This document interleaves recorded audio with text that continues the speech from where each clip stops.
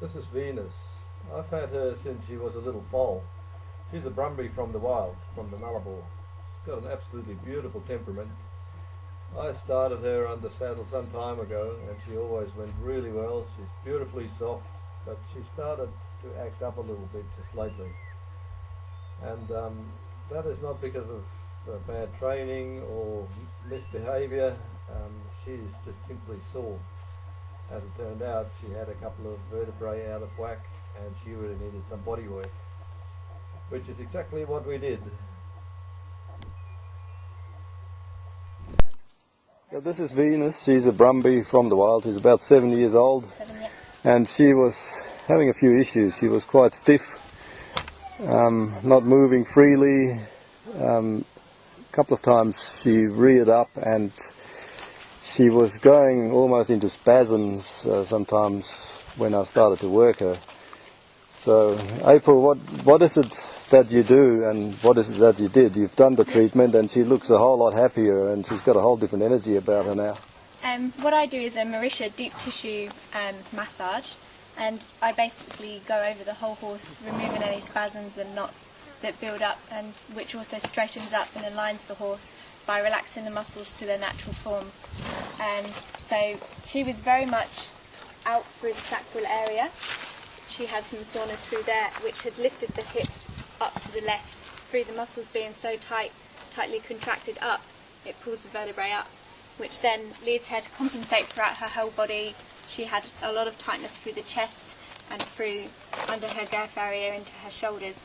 So by loosening off the bulk of the muscle, you can then get in deep, release those knots like what we get, and that allows the whole muscles to relax down and release. Okay. So really, the cause of these things are mainly a couple. They could be doing silly things in the paddock and pull a muscle or something, and it can also be saddle fit. Yeah. So if you just start off with one problem because the horses have 4 legs and are so big, everything else starts to compensate and then everything's thrown out in the end. They're so finely linked up, and people often come to me and say, my horse is sore in front. And I go, well, yes, they may be sore in front, but I can guarantee that they're also sore behind because it's come through or something else is linked up. So they may have one issue, which I would say it probably started through that sacral disalignment through the spine, but then that in turn would lift the pelvis, and that in turn would make her stuffy in front, and that in turn would make her neck tight because she's stiff, so she's compensating for her neck.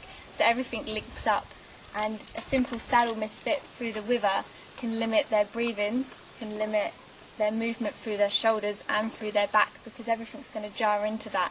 And when you have an energy block anywhere, then it's not going to flow through the horse, and we need a whole horse. So that's how we get our issues. And she's got lots more energy flowing through her with the toxins and releasing with the yawning and everything, so that's why it works so well with you releasing the toxins, and the lactic acid builds up as well, which makes them feel better on the inside as well. She sure looks different, and this is something that people really need to be aware of, isn't it? Sometimes horses misbehave. It's not because they're being bad, but they're being sore. And they don't always show up. They're very good natures and they don't show us, and they can get headaches like us if they're tight up in their poll, and they can get the sciatic pain like I suspect she had by having that sacral out, and they get that trapped nerve thing. So when they're rearing, when you're doing things like that, I think I'd probably jump if something caught in my sacral area, and it's the same with them. They don't want to be girthed up, then they're often quite sore through that girth, and you can imagine having knots under your armpit and someone trying to pull something like a corset in very tight. You're going to object to it. So they're just subtly trying to let us know, and it's very important that everything frees nicely.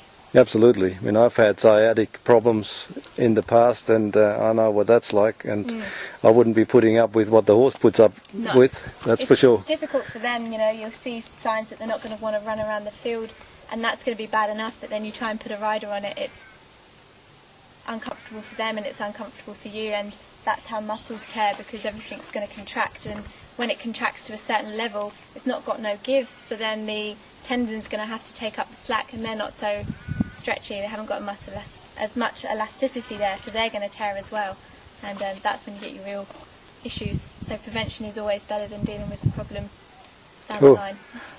That's great. Thanks, April. No problem. Well done.